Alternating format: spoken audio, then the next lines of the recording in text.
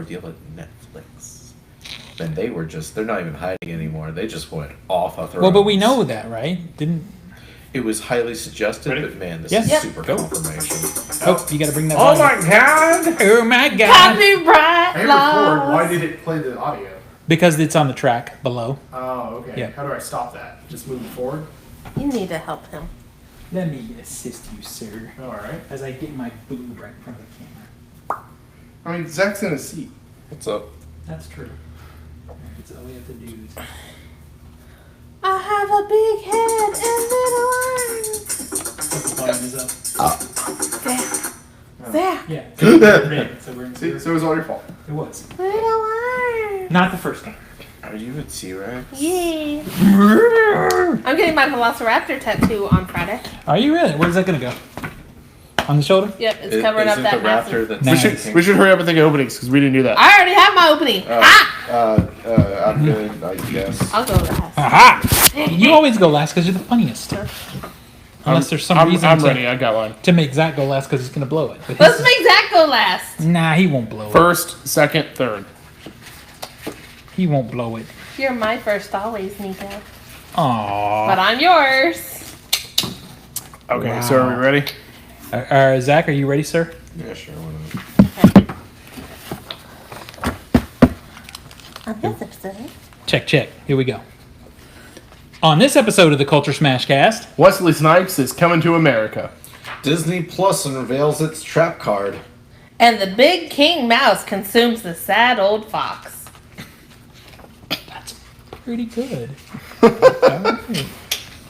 It's the Culture Smash Cast, episode 498 for August 7th, 2019. I'm Stephen Lackey, editor of CultureSmash.tv. Nicholas Qualls, contributor to Culturesmash.tv. Oh, that's me. Really? What? Okay, a small angry boy that Name- sometimes comes to CultureSmash.tv. Zach Martin, Yeah. Name's Zach Martin. Yeah. who doesn't mute his phone. Right? And Wait Tina a minute. Highball, contributor to CultureSmash.tv and apparently half cat, judging by all this cat hair on me. Exactly. Meow. That's more part than of half. It's more part than of half. coming Like- into this house. You'd be like Hermione in the Chamber of Secrets, just turns into a big old cat. And I'd still look better than the new Cats trailer. That really is sad when you look at those special effects and you're like, oh wow, it really does look like a humanized cat. Yeah. And then you look at the cat trailer and you're like, something's bad. Something's wrong. That's so funny. What did you guys do this weekend? What did everybody get into? We Slept a lot? Yeah, we ate at Donuts and Dog because Because you got it like that. Yeah, Yeah. there's a place in Nashville called the Donut and the Dog, which is, if you had a BuzzFeed video go out viral a couple of weeks ago, where you can get a thing of donuts and a flight of beer. Yep. We didn't get the full flight because they were actually out of 2 of the 4 drinks, Oh, wow. Yeah. and it was only like noon on Yeah. Sunday. All right. So yeah, but no, it was good, delicious donuts. Yep. Nice. Yep. And I had a work barbecue that ended up not being a thing. So I went to the movies, and we will discuss Shocker. that. Yeah, I know, right? But it went into the 4D experience, so we'll discuss that when we get through the top 10. The All right. box The office. developers of Black Mesa unveiled their second part of their beta for their Zen levels with the Going Arc. Anybody a fan of Half-Life? Anybody? No. Yeah. So you continue to make me wonder how you have a girlfriend, So, You're only a fan of Half-Life because you have no life. right? well, at least it's a Wow. Half-Life. Zero. Wow. Wah, wah. And he only Wow, has wow. Half-Life in the game world. Anyway, the point is, they came out with their beta of it, and I played the level, and it's a solid chunk, hour and a half, 2 levels. Nico's a and it solid is- chunk. It is a serious improvement upon the original Half-Life levels, but it's beta, so it's a work in progress, and I hate all of y'all because I was talking about something I love. And y'all just I didn't go say anything. Eat a big old flight of donuts. I didn't say anything. But that's callback. All right, right. so let's get in the movie. Let's get the top 10 box Point office. was, it was cool. Was it cool? Are I you can sure? nostalgia. Okay. You know what's not cool? What's not cool? Number 10. Yeah, number 10 is not cool. Annabelle Comes Home has made $878 million. No. You want to try that again? That's $878,000. Oh, it is 1,000. You want to try Wow. that again? I just looked at the first 3 and assumed. Yeah, so Alcohol wait. has not been consumed, ladies and gentlemen. Just to point that out. But it has made $71.5 million. and no budget on that one. But you know. It's What not is that, much. a $20 million budget It's gotta film? be. Dude, no, that's a $12 million. You think so? Yeah. That could be. All right, so number 9 is Aladdin, the live-action Aladdin. It made $2.1 million. It's made $350 million so far on a $183 million budget. Stop. Right? Right? Well, they don't because we get further up here. Exactly. Number 8 is Crawl. Go see this movie. It's beautiful. $2 million. $36 million so far on a $13.5 million budget. Gonna get more Nice. alligators, people. Exactly. Oh yeah. Oh, yeah. Number 7 is The Farewell. Hopefully, I will see that movie this weekend. This is the top 10. Yeah. Yeah, It was there last week. 2.4 million. It's made 6.8 million so far. No budget on that one, but that's got to be. Go see That's a good jump too. Like It is. from 10 to 7. Really is. All right, number 6 is Yesterday. I can't believe this one's still in the top 10. 2.4 million, 67, almost $68 million on a $26 million budget so far. Got to pay for that Beatles music. Got to. Number 5 is Toy Story 4. 7.3 million. It's made 410 million. No budget on that one. Tina was hoping she could get more money for her film ball, but But this it's is done. 7 weeks. Yep. So number 4 is Spider-Man: Far From Home. It made another almost 8 million. It's made 360 million so far on a $160 million budget. Number 3 is Once Upon a Time in Hollywood. It made 20 million. It's made almost 79 million on a $90 million budget. This is one you gotta go see. This is a travesty that it hasn't done better, but we'll talk You about know it. what's really sad? The next one on the list has made almost, 5 times as much? They're talking about I hate you people, by the way. The Lion King. That one has made 38.5 million. It's made 431 in total. No budget there. Why? People, stop. So, let's get to the important one. Opening new this weekend, the movie that Zach said it's not the real franchise, it's not going to make any money, is Fast and the Furious Hobbs and Shaw. Had a $60 million opening on a $200 million budget. You know what? You're absolutely right. Let's compare that to the opening of Furious 8, right? That's not really a fair comparison. Is What it are much you talking larger? about? It's the series. Yeah, but you said this movie wasn't going to make anything. It's already made $60 million. $130 million Of a worldwide. $200 million budget, so it's going to make $150 million total. For my film ball game, the budget has no impact. That's all I care about. Sir. What I'm saying is, it's not going to make its budget of $200 million. Oh, so, it's totally going to make that. No, it's not. It will make that. No, I think we'll be a better judge to see second week. Yeah. Once So- we see the drop off on week I 2. mean, Yeah. opening weekend it grossed $100 million.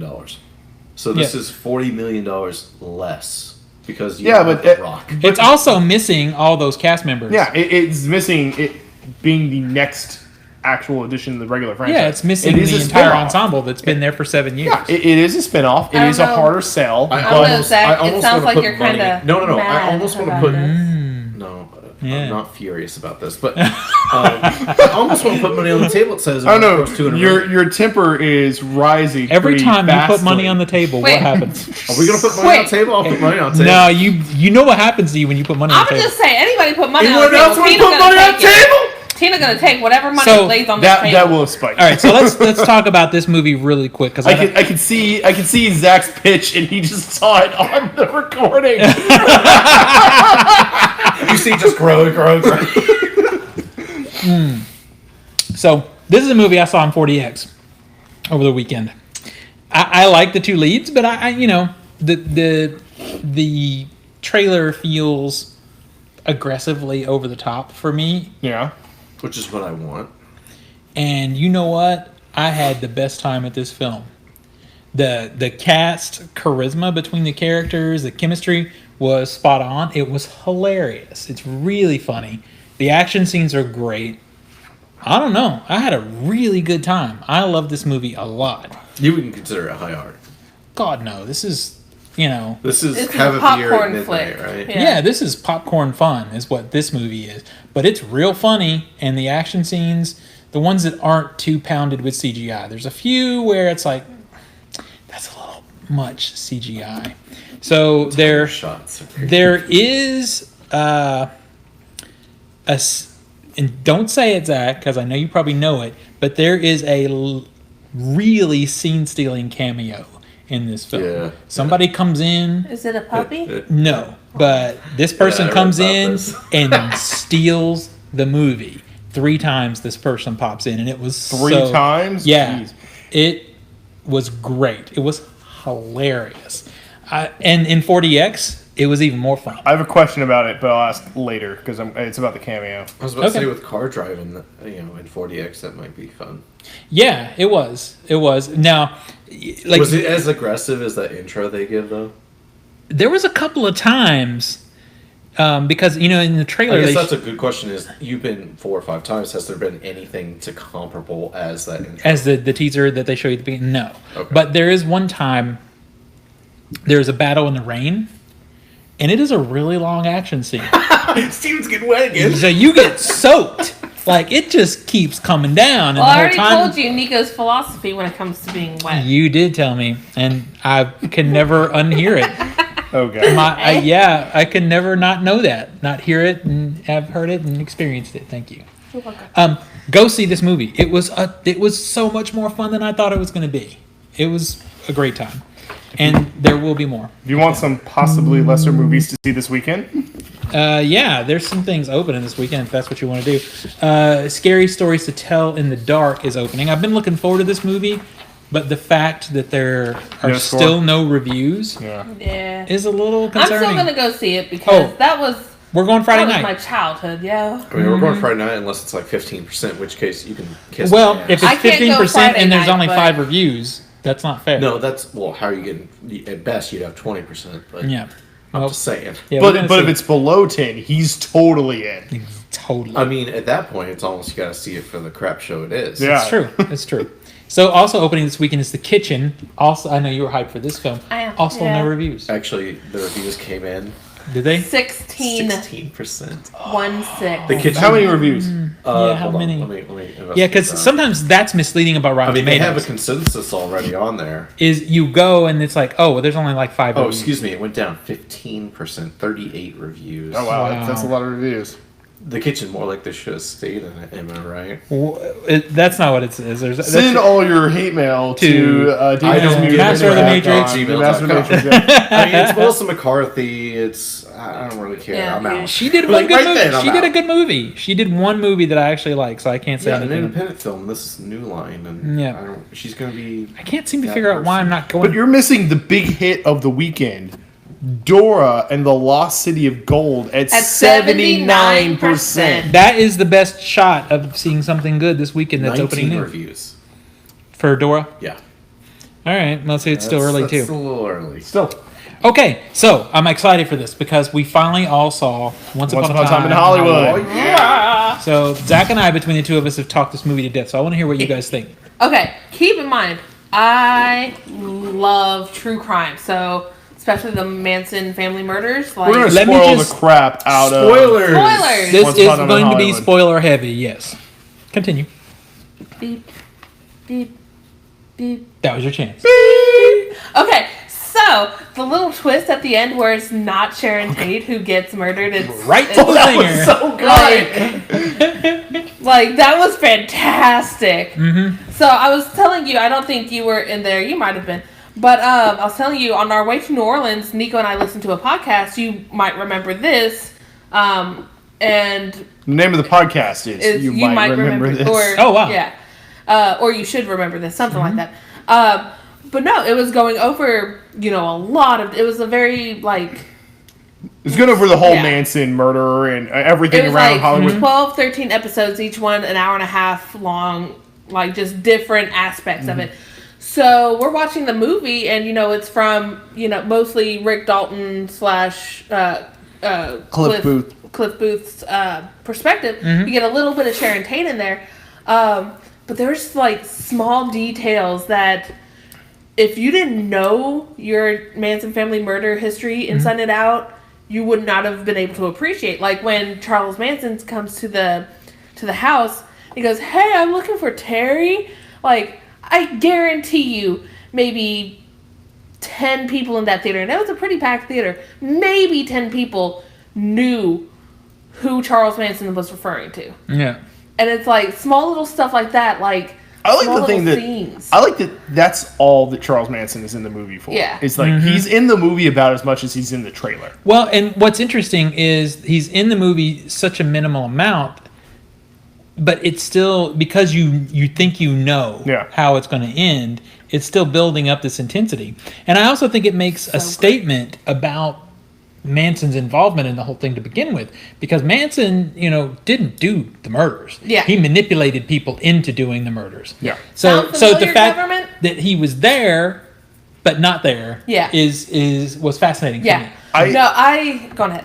Okay. I thought this movie did a fantastic job on building that tension and that suspense. When you get to the bit where Brad Pitt's character, goes to Spawn Ranch. To me, that's when the movie started, honestly. Yeah, where because it's really where that's where the Manson family lives. Where they start folding in the Manson. Yeah, that's where the Manson family lives, and that's where they say. That's where the plot starts to progress. And it feels like it was just kind of spinning its wheels. But when it finally gets there, not for me, but that's because I know the history. Anyway, when you finally get there, you get this feeling of, are they going to kill Cliff? Because there's so many times they were going to jump behind him and stab him or something, because they don't want this guy to leave. And I couldn't decide about that because I didn't know that it was going to diverge from the historical facts so much as it did. So there was no record of this guy being killed. So what? Tarantino is not afraid. Yeah, this guy's do it. Yeah, so I was on my Cliff and Rick were not real characters. Almost everybody else in this movie is real or real-ish, but Cliff, they're based on actual people from the story of the Manson family murders. Because when they actually, history-wise, actual history, when they do start living at Spawn Ranch, there is a couple of ranch hands who, one of them was an old stuntman. They actually ended up killing the stuntman in actual history. Before the Sharon Tate murders, it was after Manson tried to kill Big Papa. But that's what they're based off of. Yeah. Right. So you think he might die there, in spoilers. He doesn't. He leaves. But it also, then when you get to the end, when you have the third act, that final climactic fight, what becomes a fight scene, is it's also great. Super I don't know what's going to happen right now. I don't know how this is going to go. By the way, Brad Pitt's fight scenes are great. Yes. They are this is Brad Pitt's movie. Yeah. Yeah. Well, absolutely. The thing is, you told me that before I went into the movie, and I think he and Leo really do a good job, kind of holding their weight equally. I don't know. I think Brad Pitt is a stealer. I think Brad Pitt steals it, Spawn Ranch on pretty much. But I like Leo's bit when he's filming the Lancer stuff is really good. His freak out in the trailer. His freak out in the trailer is great. His interaction and chemistry with the little girl. Yeah, that's so good. Great. She was so good. She was amazing. She's like which third best actor in the movie. Exactly. Yeah. Zach and I had this discussion because of the way she's portrayed on the poster. It's not from the movie. She's wearing different clothes. She's talking on the phone. It's where did this image come from? Because it's not from the movie whatsoever. And I don't know if it's maybe a cut scene. It could be, or if it's simply a misdirect. There's a lot of cut here. Even in the credits, Tim Roth is credited specifically saying cut. His role was cut. So there's definitely a lot of stuff that's on the floor. The first thing I want to say about that may be blasphemy to some people, but thank God. Thank God. This movie is too long. It's too long. I do actually agree. I think there's bloat in the middle. Honestly, I think there's bloat in the beginning, specifically. I like the first act, the slow build, but I know exactly where it cut content. All of Sharon Tate watching a movie. That entire bit of her going to the movie theater, I still chop all of that. I still like that scene because it humanizes her to where, you think the axe is coming for her. And she has such little dialogue, you need to see her, and they set her up as such a sweet, but she also has no person. Impact on the plot. I think basically the movie.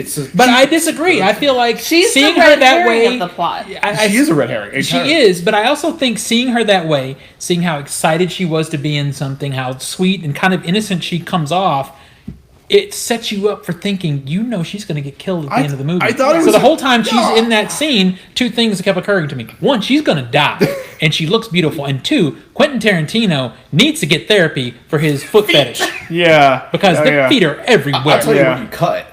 The Gray Escape, we're going to superimpose Leo into the film. Yes. I don't know. I like that. You could cut that, and the only thing about that scene is, hey, you auditioned for that film, right? Yeah, I did. I didn't make the cut. This leans into a thing that I've been noticing with reviews. People are gushing, and not seeing any issues with the film because it does two things. One, if you're into the Manson story, you will watch 3, 4, 5, 6 hours of it because you're into it. Yeah. 2, if you love the Rifleman and 50s and 60s westerns, those movies have not been appreciated on film since they were made. Yeah. So you love all of this stuff. Like some of the reviewers that I trust are like raving about those scenes. And that first 15 minutes to me, if I'd been sitting beside Zach, I would have leaned over and said 2 words. I'm bored, because I was getting bored in the first 10 minutes in particular, where it's just cut after cut after cut of back old.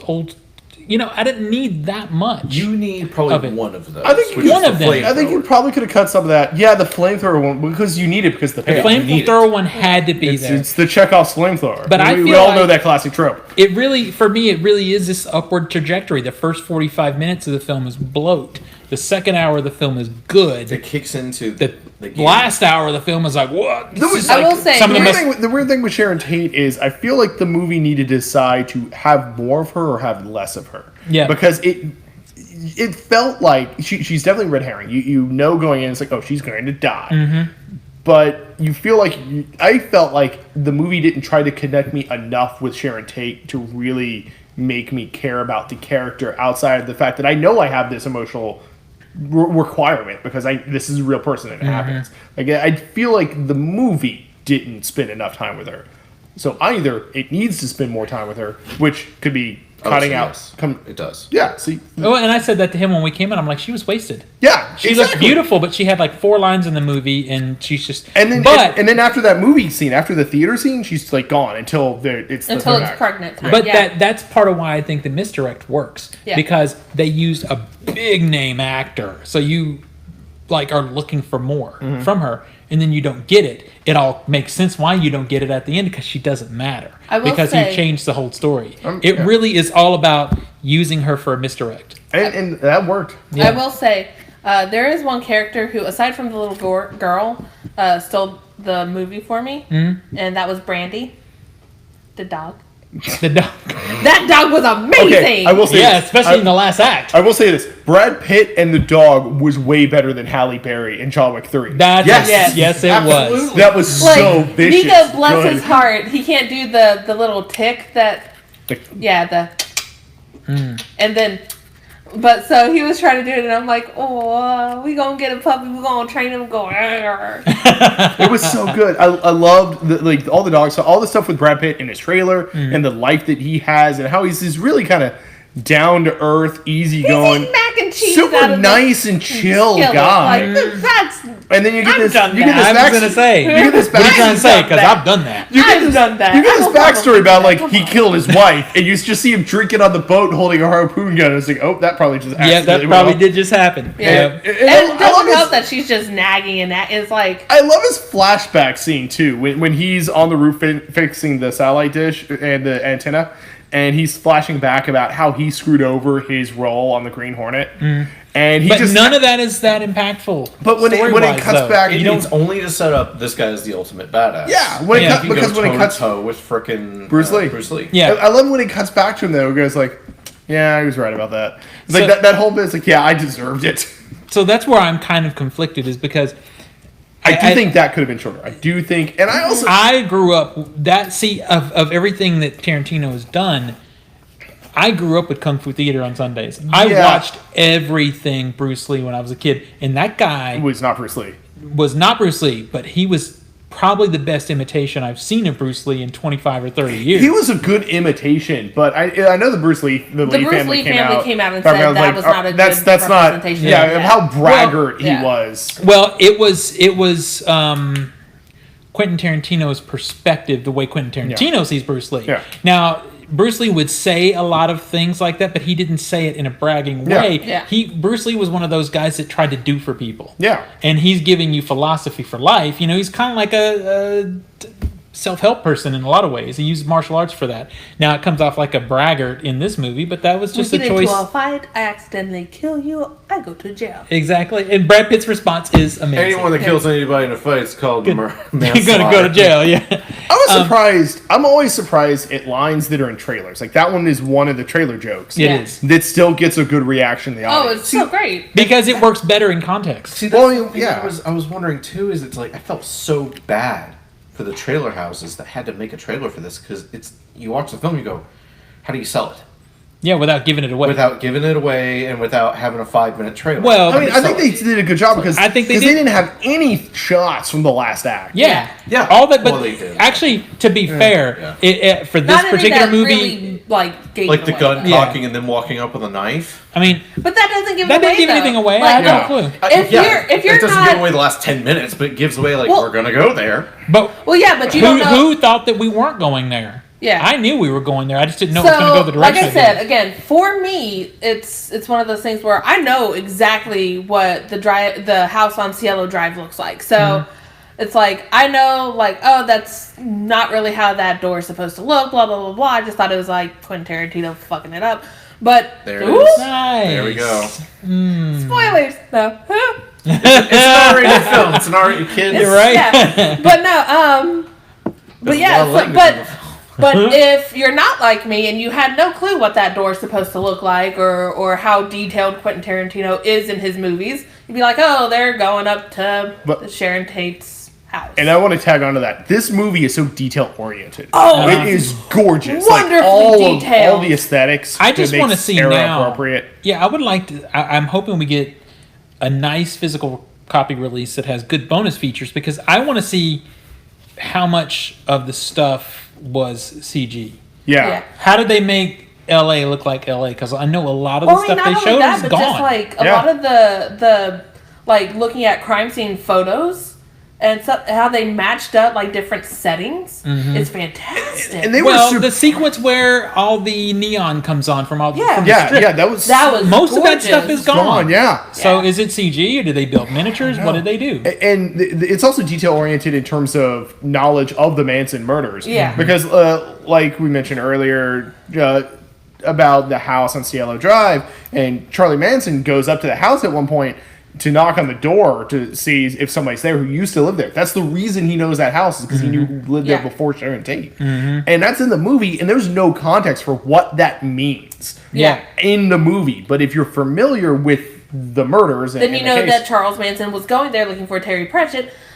Like, hey, you haven't called me back. You haven't talked to me about this record deal. When are we Yeah. going to go to the studio to record this song? You know, I want to get famous. Or all no this- recollection of that. all the And Spawn Terry Ranch just stuff, ditching you it. would have no idea. Yeah. I just can't get over. I love thinking about the Spawn Ranch stuff because I love thinking about that one bit when Brad Pitt is telling the guy who stabbed the tire to change it. Yeah. And the guy's just laughing at him, and he just punches, and it cuts to the shot of his feet lifting off the ground. Yeah. That was And I great. cheered so much. I love all of the fights that Cliff gets into. When you get into the end, the last act, and he just hurls the can of dog food at the one girl, and it just caves in her face. And see, that's the one time where I would say that the Bruce Lee thing was necessary. That fight Yeah. at Spawn Ranch was Yeah. necessary. It set him up as almost a superhero. I think you could have shortened that, to mention, that bit of it, like- but you also have that cool scene where he's like jumping from like the floor to the retaining wall onto the roof of the house. I had to remind Nico that they set him up as a stuntman. yeah. Yeah. No, I mean, it was a good Deep Red reference in there, hidden in there. As Yeah, well. there Yeah. totally was. Do you guys know this movie, Deep Red? Do you know it? No.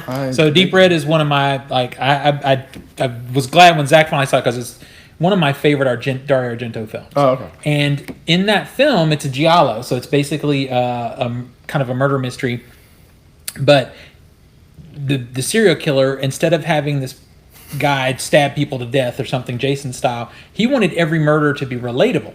And my favorite one in the movie is when he takes a person's head and slams their head into every corner of the room. Oh, man. Because you've bumped your head on the corner Yeah. of it, so you know to some degree what it feels like, what's happening to them. And that when he brought that into That this was movie, one of Nico's favorite scenes. That was one of the best murders. It was Yeah. just great. I really also like how when Brad Pitt's character is tripping out on the acid-soaked cigarette. That's not how acid works, by the way. You can't inhale it like that. It's not how that works. I was really glad though that they didn't do here's what he's actually seeing. Yeah. I like that it was It's- all like audience vantage. It's like we see him like, oh, my arm is weird. And it's like we see his There's reaction. no special effects. to Yeah. it. or we didn't So go into some to- stupid animated Y'all would really sequence. like the To movie go climax into then. Zach's comment of that's not how acid works, in the way that they implemented it, it's going through the filtration system, and thus the chemicals from the acid are going into the taste buds. It's not so much that he's inhaling it, but the chemicals from the acid are still going into the tongue, which is how acid is consumed. I can roll with it. I don't think It is a less trippy of a trip, Okay. but it is still a trip. because he takes the dog for a walk, and I'm looking up online. I'm like, it takes 2 hours before you can see it. It's a way for, back then it was a way for, as they say, dirty hippies, to, You're so rude. it's what they say in the movie like 20,000 times. You so rude. But it was a way for the hippies to get a trip in front of law enforcement without them catching on. Mm-hmm. So, Oh, you could just do this too. well, yeah, but if a cop's looking at you and you touch your tongue, it's like, Whereas if you just light up a cigarette, it's like, oh, it's just a really old cigarette. That's why it's yellow. Yeah. So, So anyway, what does everybody give it in a number score? 8. 8.5? 8.5, yeah. well, I mean, just because of the source material and how much I loved it, 9. Yeah, it's somewhere between 7.5 and 8 for me. I Only because it's about, to me, 45 minutes too long. think it is long in the middle. I do think it, but once you get going, once you get to like the Spawn once it Ranch gets stuff, into gear, it's it so goes. good. Once you hit Spawn Ranch, which, by the way, the girl, the red-haired girl who played Lena Dunham. she was great. She I can't Tina's like the stand person, but I think she was fine. She was a good actress, and I liked.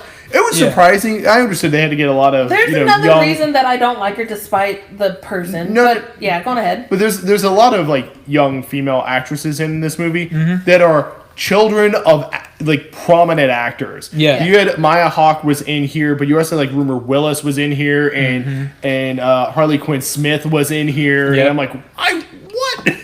right. So Did- the person was there, that like, a Lena Dunham plays is Squeaky. Squeaky's I know that. supposed to be. Yeah. Squeaky was supposed to be the charming, like bubbly, like she's not supposed to be like.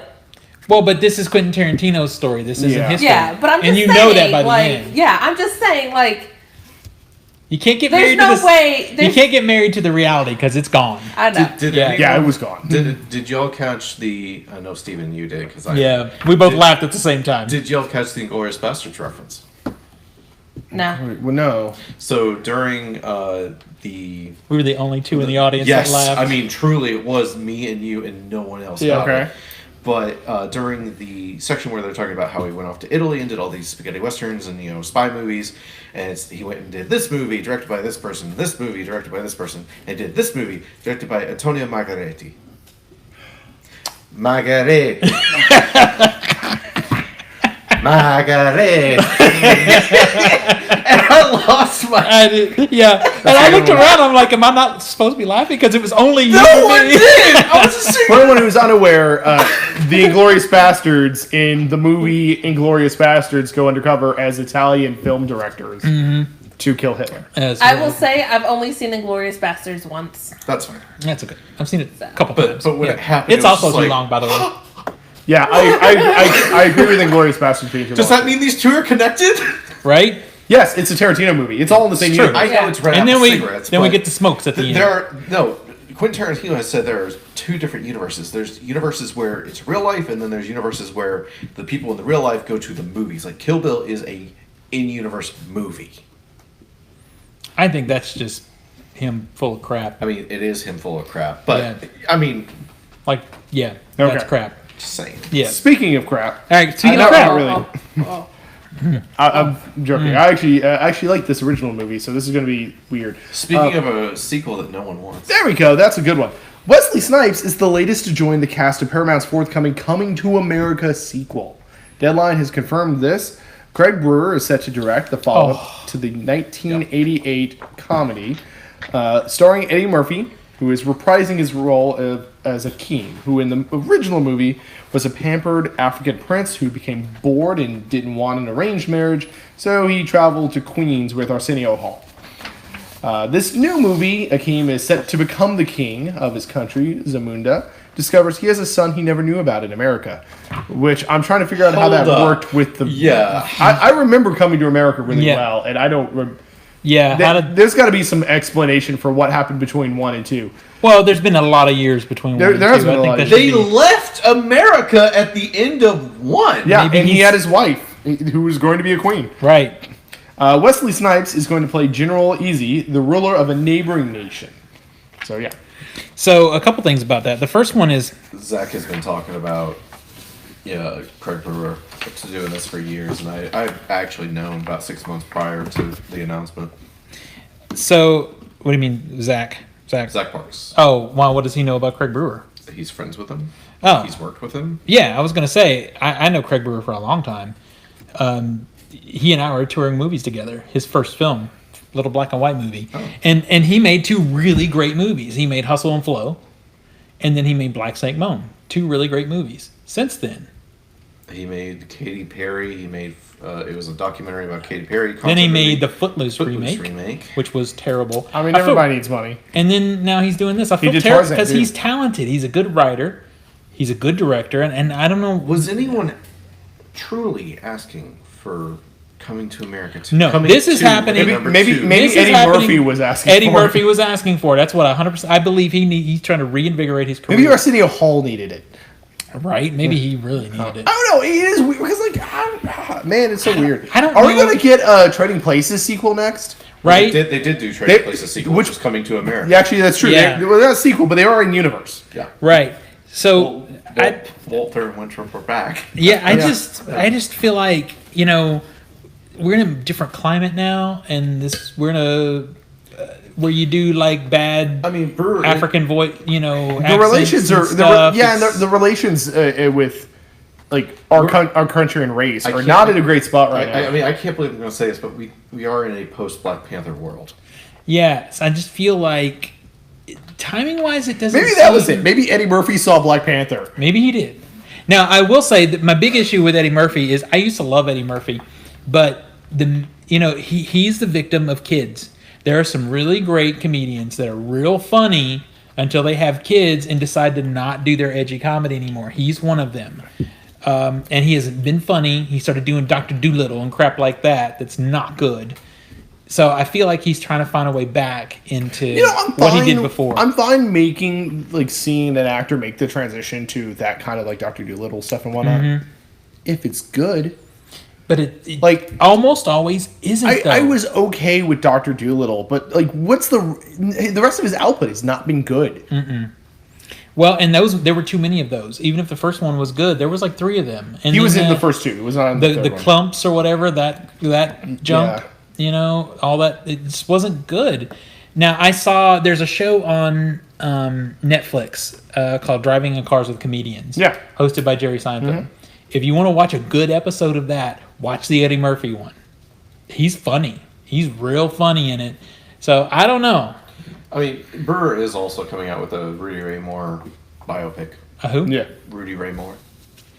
I don't know who that The is. human tornado! Dolomite! You jumped. That's right. Yeah, it did jump. Yeah, because you yelled, and we're gonna get a spike right there. Exactly. There it Thank you goes. for that, But sir. you'll be able. I can't say how, but you'll be able to watch that later this year.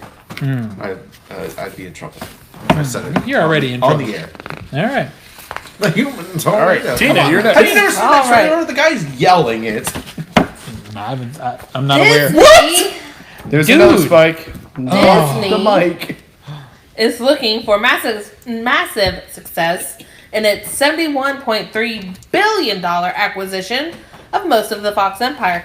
During Disney's earnings call on Tuesday afternoon, CEO Bob Iger revealed that Fox properties Night at the Museum, Diary of a Wimpy Kid, Home Alone, and Cheaper by the Dozen, all of those series would be rebooted for the studio's upcoming streaming service of Disney+. It's unsure whether it's going to be feature films or TV series, but keep in mind Night at the Museum grossed north of $540 million domestically. Home Alone did $490 million, not adjusted for inflation, and Wimpy Kid earned $186.4 million. So- Unadjusted. Unadjusted. Yeah. Unadjusted, yeah. But yeah, speaking of Disney Plus, Well, really quick, I feel like Wimpy Kid, and Night at the Museum probably could be series. Home Did Alone. we not learn anything from Home Alone 3 or Home Alone 4 or Home Alone 5, The Holiday Heist? There was a 5? There was a Oh 5. God. Yeah, I mean, ugh. The one I with just- Malcolm McDowell. That's right. I remember Malcolm McDowell doing remember one. That's that. 5. I thought that was. I must have blocked out 4. because they're terrible. 2 was not even any good. Only the first film was good. Yeah. And I feel like in some way this is a desperation 2 move. started Donald Trump's movie career. Thanks for that. So I feel like this is That's a knock against the look movie, Gina. at Tina's angry face. I Don't feel like blame me. this is a desperation move for Disney to make sure that Disney Plus is filled out. They're trying to fill out their catalog. I mean, guys, I you think got they're a trying to big old fill it. catalog. I think they're What's trying to wrong? fill it out with a certain kind of content. Because right now, a lot of they haven't really aimed a lot of what they're doing on Disney Plus to Marvel. safe. Well, they And Star haven't Wars. aimed it to safe family content like this. Yeah. Like it has been Marvel and Star Wars mostly. Mm-hmm. No one else. And cares keep in about mind, it. these are all live action movies. None of them are animated, so it's like, okay, so maybe they're trying to find more instead of like just doing a lot of the Disney Channel movies that we all grew up and love. Right? Although I get the feeling that You angry much? Yes. if they're rebooting these for the streaming service, I'm guessing they're going to be shows, and I'm guessing they're going to be.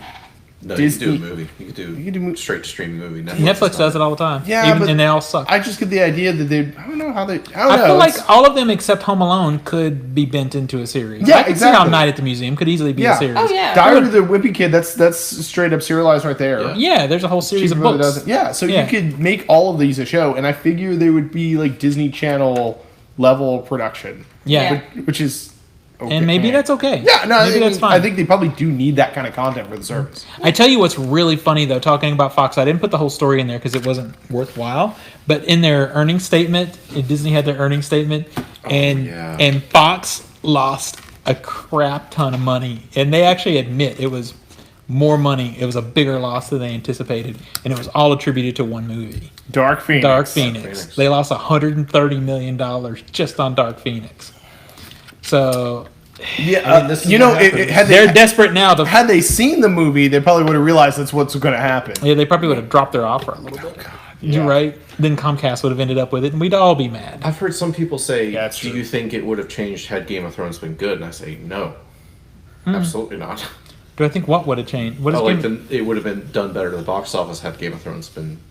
Oh, Oh, because of the it's- actress? Yeah, because Sophie I Turner. No, there's such a No. completely different. I beast. don't think that had This is anything what to do- happens when you get the writer from The Last Stand to come and direct as a first time director. Oh, sorry, he did the reshoots for Fan Four Stick. Mm.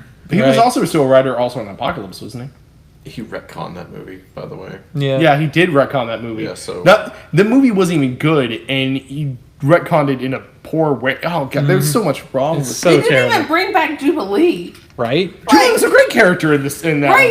I actually cared about You know the Jubilee thing in that this pisses one. me off the most about? Okay, there's a lot, but one of the things that pisses me off the most about Dark Phoenix is at The Dazzler cameo. No, I was love great with that. Yeah. No, the end of Apocalypse had one gleaming, shining ball of hope And because it's the Danger Room scene, and all the X-Men are in actual individual costumes. that's right. You have a Cyclops outfit. You have Mm-hmm. you have all of that stuff, and then when you cut to Dark Phoenix, they're in standard boring. It's like it uniforms. didn't happen. Yeah, Yeah. I I agree. was so annoyed. I'm just glad it's all done. We'll wait 3 or 4 years, probably till Phase 5, and then we'll get hopefully something I think good. 5. I think 5 years. Yeah. You could be right. It could be Phase 6. Can we get a good Fantastic Four film first? That's what I really All want. right, here's my other theory about those two. I think Fantastic Four and X-Men, they should stop doing movies. They should go straight to Netflix style 8 to 12 episode, hour long. I could see that, seasons. especially for Fantastic I think Four. especially for Fantastic Four, it definitely should be that. Yeah, I would be fine with that. But yeah, I think especially the reason X-Men I think needs it is because I think that whole mutant racism, fear and hatred thing needs more than a movie. It needs time to breathe. Yeah. Yeah, I could see that. And if you're going to do Phoenix, that really needs time to breathe. Well, they need to stop with the Phoenix stuff. I also agree with that. It's enough. There's other good X-Men stories. Yeah. I will But- say, yeah. I love that everybody's still on the superhero kick, Mm-hmm. but I like the twist that certain superhero kicks are getting. I don't know what we're talking. Oh, I thought we were going to transition into the Yeah, we're going the to Hulu transition story into that and then Hulu do story. boys. Yeah, that's what we're doing. Nobody fills me in on anything. We talked about doing that on the show. Like you would transition to the rest of the Hulu story. Yeah, and I we would just do. had a discussion and blew your earlier transition. That's what happened. It's totally what happened. All right, go. Anyway, if you are interested in watching some of these rebooted Fox properties on Disney Plus, we got a deal for you. Actually, Disney does. Disney because does you have can a get deal. Disney Plus, Hulu Plus, and if you care, ESPN Plus. Disney For deal. $12.99 a month, starting in November 12th. The company announced by CEO Paul Iger at the earnings call. At $12.99, the bundle is cheaper than or on par with competitive streaming services like Netflix and Amazon Prime. It's also going to be significantly cheaper than what HBO Max is. Oh, hey, Michelle's in here. Sorry, we didn't see you sooner, Michelle. HBO Max is rumored to be about $16 to $17 a month. We are talking about The Boys next. Yeah. So the bundle will include, if for the Hulu fans, the standard ad-supported tier of Hulu, not the version that's at $5.99, not the more expensive no commercial plan. Possibly an upgrade will be available to get the no commercial one, but still $12.99 for all three of those streaming services. I wish they had a build your own bundle to where you could build like I don't want Disney Plus and then Hulu and then maybe Spotify instead of ESPN. Yeah, that's my big wonder. That would Is be right really now cool. I have the Hulu Spotify deal. And I I am wonder how kind of that curious how that plays. Spotify deal is going to happen because, like, now that Hulu is essentially a Disney product, like, will that relationship still stand? And here's the thing, also that you know, we may have talked about this before, but the last two generations have learned a hard lesson. We've spent the last 10 years complaining. We want, you know, A la carte. A la carte. We got a la carte, and now we see just how expensive it is to have a la carte. So now we're getting the bundles again, and the first thing we want to say, me too, A la is, carte. I don't want ESPN. Well, you know what? I don't. If I just look at it as Hulu and Disney for $12.99, I'm in. I'm good. Yeah. But I do want my Spotify. Yeah. You know, if I could get all of that for under 20, Netflix is gone for me. I will find Stranger Things on Blu-ray, and we're good because that is or you unoff. just borrow someone's account. Yeah, that's what you do, You sounded like you were making an impression of the bug guy from Men in Black. right? But Everybody else heard that, right? Yeah. did. Okay, thank you. yeah, I thought he was going to ask for sugar water here in a minute. Well, unfortunately, these Coke Zeros have zero sugar. zero sugar, sir. More. But this gets me excited. Okay, Okay. that's enough. This is like the price plan I wanted, though. This is the cost I wanted. Yeah. Yeah, To yeah. have both I'm of very those. happy with this price point. To me, this is Netflix has competition again. This is and And this, by the way, Netflix is a monopoly. and you know what's really funny is Netflix has competition, but this is a crushing blow to Amazon Prime. The only thing that's keeping Amazon Prime for a lot of people is shipping. the shipping. I don't think it's a crushing blow, but because exactly that. You just get Amazon Prime for the shipping and the video. But is if I an added sit down bonus. and I think about which ones I watch the most of, it's usually Hulu, then followed by Netflix. I don't know. I Us tend is to, the opposite. Yeah, It's what- Hulu. It's Amazon Hulu- and Hulu. Hulu's top. Hulu is Yeah. top. and Hulu's then- top for me as well. And then probably YouTube, Amazon. And then YouTube is not. I'm not a thing. counting YouTube in the mix, but Yeah. of the three that we're talking about right now, Hulu, Amazon, Netflix, that order. Yeah. Yeah, I so- mean, if we're Speaking- throwing speaking of Funimation which, in there, I was then getting ready to Netflix drops transition down there. to Yeah, a speaking bit. of which, you We're want talking things to about watch on Amazon Prime. You got The Boys. The Boys, The Boys Boys. with The- first episode Not- directed by your boy. My Not to be boy. confused with Zach's boy. Yeah, because Zach's boy. When Zach has a boy, it ruins the hey, boys. when But it said anyway. directed by my boy, felt proud. Anyway, Proud of what my boy could do. The Boys is a comic book inspired TV show. First season is now available on Amazon Prime. Based we go, on, Michelle. Based on the same title book, The Boys, by. That's the plot of the show in the book. And Yeah. here's the thing about the comic. I mean, we were doing the show back then, and I was all into it. I loved it for about 5 issues, and then I realized who was writing it, and he just usually goes off in tangents I don't care about. And sure enough, I dropped the comic. But what I think is interesting about the show is probably after the first episode, it takes its own direction with most of it. Oh yeah, the show. I didn't actually read much of The Boys. I read the first 5 or 6. So after the show, I did wiki search and was like, all right, what are the differences? I kind of want to check up, and there was a lot of differences. Spoilers for the boys. For how Spoilers. Spoilers. How far? Do Huh? I need to leave the room? We'll just do the first. Mister, I don't care about spoilers. Mister, I read the screenplays. Yeah. I'll choke you. I'm just saying. Zach ruin things for you. Zach looks like he's met a crowd. I just will saying. ruin things for you, and then you go, we, what? we could just. You know I read the screenplays. Don't you expect it? Yeah. I will ruin things for you. All right, saying. all right. We could just do the first 2 episodes. That's We can go. But yeah, it's super good. Keep faith. in the Super rest of it. intense. Super. Yeah, so basically it is super. So the plot is this normal guy works at an electronics store, Huey. His girlfriend gets murdered. Kind of a Chuck setup. Yeah, actually, it's not murder. It's an accidental killing because the super speedster of the show, A-Train, is running in the street and just plows right through her. And watching And that he scene. has no real remorse about it. Well, that I gotta scene. go. I gotta go. Yeah, that scene. I was kind of freaked out because I knew it was coming because Yeah. I read the book. But when it happened, that actor, I don't know his name, that plays A-Train, when he just stops, he's like, I gotta go. He didn't even say sorry, man, or anything. Yeah. He just, I gotta go, and he just bolts off. I was like, holy shit! What just happened? Gotcha. No, I don't care because she already dropped the Yeah, I F-bomb. already It's dropped done. it. So later in the show, enter Billy Butcher, the head of the boys, played by Carl Urban. Who and was fantastic. Who's great. Yeah. And Oh. Shoes. scene. slightly adjusting his actual accent for a more British English accent. It goes in to kind of recruit Huey into his Revenge scheme. crusade against the superheroes that are actually, horrible people that are misusing their powers Now- for personal gain. Not all of them are horrible people. Enter the other side of the story, Starlight. Starlight. She's who, so precious. something in the way she looks, and maybe a little bit in the way she acts, reminds me of young Buffy, like from Buffy season 1. Yeah. Yeah, I She can really kinda- reminds me of her. I think the way she kind of dresses and looks when she's like, And there's something in her normal face attire. that looks to me a Like little Sarah bit. Michelle Gellar, yeah. Yeah. She is this very bright-eyed Midwestern young superhero, like early 20s or something, and she One is. of her one of her lines that you first hear her say is, when did hopeful and naive begin to mean the same thing? It's like, oh, precious baby. Oh. The Justice League Avengers analog of the show is called the Seven, and they are down 1, so they are now 6. They are looking for a 7th, and through a nationwide marketing campaign, she is the newly appointed one. And this company that runs and manages the Seven, and all the superheroes really in America, is called Vought Enterprises, and they treat them like celebrities, and they have They treat commercials, them like and assets. they have agents. They What if Marvel marketing? went fully corporate? Yeah, Yeah. basically.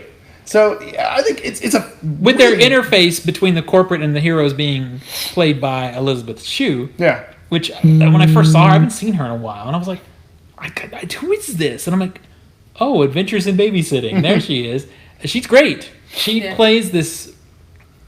Oh God, there's one scene there's one scene in this movie with her, and I'm not gonna say it, The but show, boy, yeah. it for some reason it just disturbs me. there's a lot. Oh, there's a Yeah. lot of Was it disturbing a stuff. transformative scene? I don't. no, like, I that's think not so. enough for me to know if that's the Okay. one. Okay, cool. Yeah, don't be going there if you don't want it to happen. No, that scene where there's a lady and she transforms into a guy. Oh, I know that one. Doppelganger. the Doppelganger. That was a I good was one. like, Oh no, that's not it. Not at all. Not at all. That's not it. I love the world building that the show does. The whole, It's the I best just want part. to go back to Starlight for Yeah, sure. one quick Yeah. second. So, me being a female and the only female on this panel right now, Nico and I were sitting there watching it, and I had never read the books or the comics or anything. And it's that first scene where Starlight and the Deep are walking into, the headquarters. We've already talked about spoilers. so- Yeah. well, it's the first So- episode. So Yeah. fantastic. And like as soon as it opens and they're together, I'm just like, uh-oh. And Nico goes, what? He goes, this is gonna end bad. He goes, what do you mean? They're what? Yep, I'm like, and nope, she's I'm right. a female. I can feel the creep vibes. We're trained for this. So Sure enough, sexual harassment. and that was a Scene scene. is so uncomfortable. So here's the thing So that's good. really fascinating and like it set a different pace than I anticipated was the shot where basically he has dropped his pants That was and quick, when by you're the way. looking at the shot and his The tan ass line. is here Hmm. and she's standing here smaller, like it's setting this sort of power struggle between Yeah. the two of them. And he's huge in this scene, and it's his ass. Everything is sexualized. And then here's her, who's the way they want you to see that is that she's going to have to bend to his will at that point. That is spot on the panel from that issue of the comic. And I was like, whoa, this looks like the panel from the comic. And I thought, at that point, oh, well, they're going to follow this comic hardcore. And then sure enough, 2 scenes later, they're completely gone from the comic altogether. But that one shot was like, wow. I remember thinking in the comic, I was really uncomfortable with that story. And they You're supposed to be. right, and they do such a good right. job of bringing it to life in this show. It's stunning, and I want to say more about this, but you suck because I told you weeks ago to watch the show. I'm just now getting to it. You know me and TV, and But when I tell watched you- 2 episodes in one night, I want a cookie for that. But when I tell you something is good, this is good. It is good. It's good. This You is should know. real good. I'm really looking forward to the second season. Yes. I think it set some really cool stages. It did. The only thing I would say, It's casted very well. Everybody's really good. I just think the season was too short, which is a weird complaint for me. But I Yeah, felt like it's like the ending. quick. I felt like the last episode was like an abrupt ending. Like I felt like I needed a little bit more. Yeah. I personally feel like they wanted it to be an abrupt ending to Yeah. leave you like really like Yeah. no give.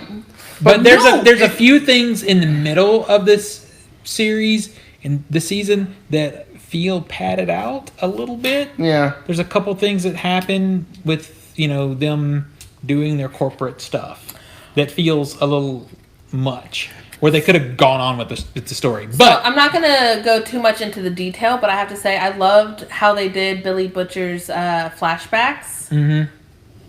yeah, I loved how they did and you're right. He does choose scenes. He's a senior. Oh, Carl Urban is so good at But the show. I could watch it like for that. Oh, I could watch it all yeah, day. it's so good. Yeah, I mean, like it's good without him, but he is a good part of the thing. So apparently there was one scene that Amazon put their foot down and said, "No, you have to cut that." Really. Yeah, it was who's the Captain America Superman? Homelander. Homelander. So there's a scene apparently in episode 2 they had where Homelander is like standing over the city and he just whips it out and starts jerking it off, saying like mumbling under his breath, going, "I can do anything. I can do anything." That scene needed And he to be in the blows show. it. I'm And he just blows it. saying. And Amazon Yeah. looked at it and said, "No." So apparently that exists, and they said it was a good scene. But Amazon. I hope we get that in a deleted Actually, scene. you know what? I would put that later in the show because I mean, by season 2, not season 2. By episode 2, the extent of the depravity of Homelander Well, you're is just beginning to know him. Yeah. Depravity. Thank you. Like the other superheroes, you see how awful they are, but Homelander is He still has that. He hasn't shown to be bad. Yeah, so that's why I think that would be a better one either later in this season or season 2. Especially with Billy Butcher saying, "Oh, everybody's bad except for Homelander." He's saying nothing bad on that guy. It's like, wait, what? Yeah, Imagine that is like his intro scene. Oh my god. I think that would have ruined the kind of descent that you follow along with Homelander Yeah. because he does seem like the earnest superhero. Captain America. Yeah, well, I feel like he really is a riff on Superman. Well, he is. Like, you have that bit where he's convening all the 7. It's like, all right, everybody, I'd like you to tell me how you helped somebody today. Yeah. Black Noir, let's start with, like, what? Can I just say, I love Black Noir. Black Noir's great. Like, He hasn't done anything yet. He's just sitting there. Tina likes the Black Noir's name is just Black. Yeah. So the other thing about it is the special effects, the superhero effects, could be really distracting, and if they're really bad, could kind of ruin the sort of the messaging of the show Yeah. a little bit. I honestly didn't get any of that. No, I said they could. Oh. But what they did is, I think they strike a balance because they can't do. They kinda weigh a lot. Cinema quality special effects. They don't have that budget. But what they do, it looks appropriate. They Yeah. do a little bit of CGI and a lot of practical stuff too, and they kind of weigh a lot. Like when you expect a big thing to happen, they'll just like the character's going to walk that way and then cut scene transition. So you can just imagine what the big set piece is going to be. So this was really funny. Hopefully Michelle is still in the chat room She is. because she when she was watching it, I had not watched it yet. She was texting me all during her viewing experience. She was like, "You gotta watch it. You just gotta watch it." It like kept getting better and better for her, and I'm like, "Okay, fine. I'm gonna look at this because she's really enthusiastic about it." And sure enough, I don't know. It might be my favorite Amazon Prime show. Because I'm not a Man in a High Castle fan. I just wasn't. I didn't like the look of it. I think that's fair. I think it probably is one of the best. It's definitely one of the best Amazon Prime shows. It is definitely in my top 3. Yeah. What else is in your top 3? I don't know. I'd have to think, and I'm not up for that right now. You're not up for it? No, I did a lot of work. Here's a question for Steven, because I need a clip. nobody else will care. What cameras do you think that you used to film this? If I was a guessing man, The one I used with your mom last night. I mean, if I was a guessing man, I would think the Haris or maybe Reds. It's a red Monstro. Yeah. But I could have swore I was like, man, they must have got that Area 65 or something. Yeah, the red makes sense to me. It looks like it has that look. It looks good. It looks It's really like good, but red has a feel to it. Yeah, it does. Yeah, and it has that look. All right, so let's move on. Yes. Do we want to just move on to the end? How long have we been going? Y'all? It's an hour. All right, let's kick it then. All right. You're on Blu-ray? Let's see. Love, Death, and Robots Season 2 coming soon. Yeah, that's really what it boils down to. We all gonna watch that. That's what it boils down to. All right, so Pokemon Detective Pikachu on Blu-ray and 4K. You liked it, right? I loved it. It was fun. It was a good movie. All right, I'm gonna look at it. I've been actually looking forward to this one, Batman Hush on Blu-ray and 4K. I was reading through one of my favorite Batman stories. It is a good Batman. I was reading through an article about the changes that the movie makes versus the comics, and one thing I guess I kind of knew at one level, but the article really kind of sends it home is how much the current run of Batman animated movies are a standalone canon. Right. Because it says, like, we don't have... Tim Drake is completely out of this movie. Because Tim Drake isn't introduced in this Batman universe. And other things like that. Like, oh, that's... Yeah. That makes a lot of sense. Why wouldn't they make these more, like, in like a Yeah, continuing story? So like all the recent run for the last several years of these Batman animated movies are kind of like the Tim verse of the back in the 90s and early 2000s. So, side note on this, the guy that we like that did the voice for Batman in the animated series, original animated Kevin Conroy. Oh yeah, coming back. Yeah. He's coming back and actually gonna live action Bruce Wayne. He will be playing Bruce Wayne in the Guardian in the Crisis on Infinite Earths CW crossover. Yeah. Also, Brandon Routh will be reprising Superman. Brandon Routh will be the Kingdom Come version of Superman. Yeah. In addition to the character he is still playing in Legends of Tomorrow. And the last name's Ward, Burt Ward, I think, the guy who played Robin in the 1960s. He's also going to be in it? He's going to be an undisclosed character. Oh, okay. Burt Ward is still alive? Yeah. He's still alive. All right. Yeah. I loved, by the way, just to go back to Once Upon a Time in Hollywood, how it had that Batman and Robin commercial audio in the ending credits. Have y'all checked out the soundtrack? No, I haven't. The majority of it plays out like you're listening to the radio. Lo-fi and everything, commercials, intro, the songs, full. I need to do that. Yeah, same. Also coming, you can get Tolkien. I kind of wanted to see this, but I heard meh. Yeah, I kind of heard that too. Whenever the Tolkien estate comes out and says, we do not give our... That was my thing. Yeah. We don't give our seal of approval on this film. I'm like, but, I'm not. Well, see, I'm not always out because is it a story thing or is it a money thing? Or is it this movie's too honest talking about somebody we want... No, yeah, but it was definitely like they are taking creative liberties to where it's like this is directly not what Tolkien was. And I'm okay with that too as long as they're owning that. Like Rocket Man has no pretense about being fantasized. But also on the other side of that, Rocket Man is like totally on board with Elton John said approval. Yes. Yeah. Whereas they made this movie outside of the Tolkien estate. The Tolkien estate saw it and they went, no. Yeah. I'll probably watch it streaming. The Curse of La Llorona. Yep. That's the garbage. That's probably garbage. It's part of the bargain bin. Yeah. And then Alice Sweet Alice. I almost bought this. It's an Arrow Video release. If you bought the first run of it, it had the nice packaging and the nice books and all that. So this is the standard. Yeah. So Alice Sweet Alice is Brooke Shields, if you guys remember. She was like young girl superstar, then all of a sudden she does a straight up horror movie out of nowhere, and that was this movie, and it's actually really good. So I'm happy it's getting a good release. I don't love it enough to spend that $30. Yeah, Because that's what it goes for. If you're spending $30, it better be a good. I mean, it better be a Criterion or something. Well, like I find that Arrow's on that level. Well, yeah, Arrow is on that level because Yeah. they're doing custom artwork and they're doing everything they can to make good packaging, Mm-hmm. like Criterion. Exactly, and they a lot of times are involved in those really high end frame by frame restorations and all that stuff. So I mean, they're not to the same restoration level as Criterion, but I mean, you have to start somewhere. Yeah. So I got the Hills Have Eyes Arrow release, by the way, and I was all excited about it because it was out of print and it was $100 and something, right? Mm-hmm. So all of a sudden I found a copy on Amazon for $20. Right? I'm buying What? it.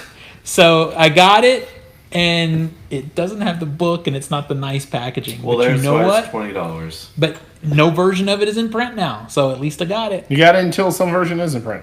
Yeah. Right? Okay. All right, what do we got in comics? Comics this week, we have the start of one of the new Marvel arcs, Absolute Carnage, number 1 of 5. Yeah, I saw kind that. of spiritual successor to Maximum Carnage, so it's going to be fun. Agents of Atlas, number 1 of 5. Daredevil, number 9. House of X, number 2 of 6. And Star Wars, number 70. In DC titles, we have Batman, number 76. Deceased, the ongoing zombie DC Universe story, number 4 of 6. Green Lantern, number 10, Justice League, number 29, and Lois Lane, number 2 of 12.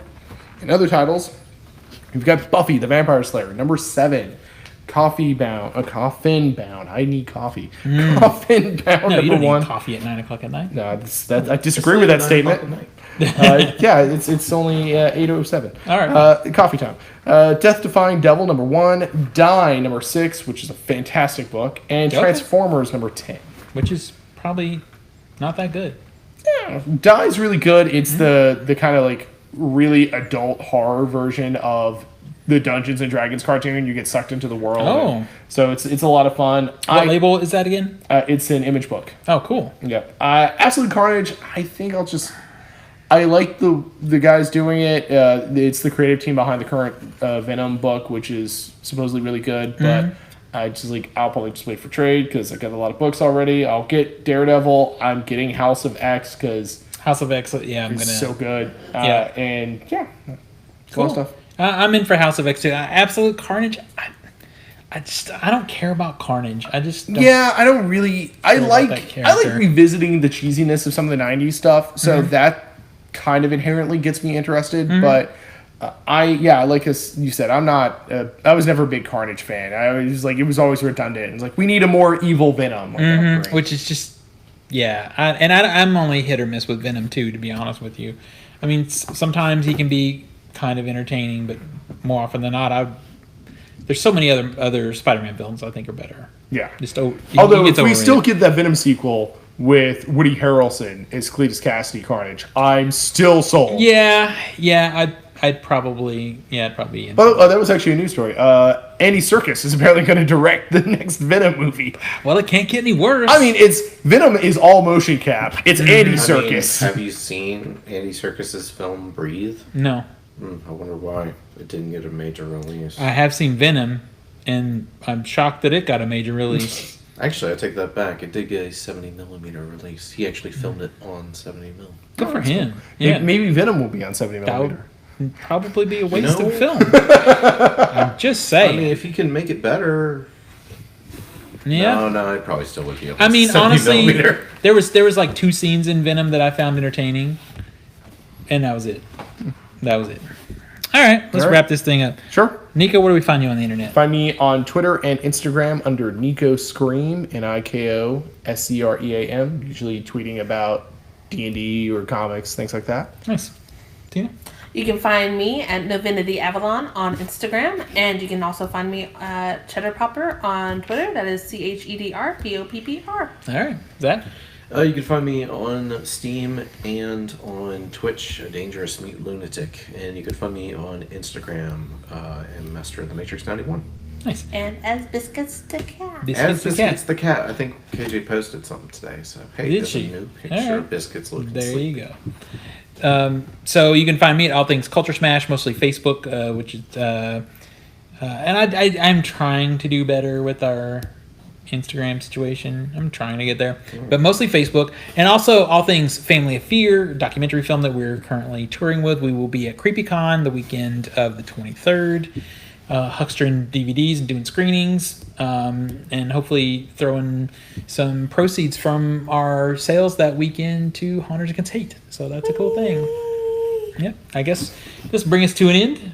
We will see everybody as this is recorded. We will see you Sunday for the 500 episode live stream. If you wait, then you won't be able to get this until we actually hit episode 500 in about 2 weeks. And we're going to record a little out of order. So we're recording Sunday 500, and then we're off next Wednesday for a 48-hour film project shoot, which is going to be great. And then we'll be back the Wednesday after that. We're not shooting next Wednesday, just in case anybody's wondering. We're not shooting next Wednesday. Pre-production. Filming. And Filming. No. Filming on They're not Wednesday filming either. They're trying to convey that they're not doing any of the actual production cheats. work. Oh, yeah. We're not cheating. We don't cheat. We play this stuff seriously. Thank you. Yeah. Good job. So we'll be Back to the back. point. We'll be back for $4.99 in not next week, but the week after. 2 weeks. And then the week after 500. It will be the week after. All right. Bye, everybody. I'm so confused.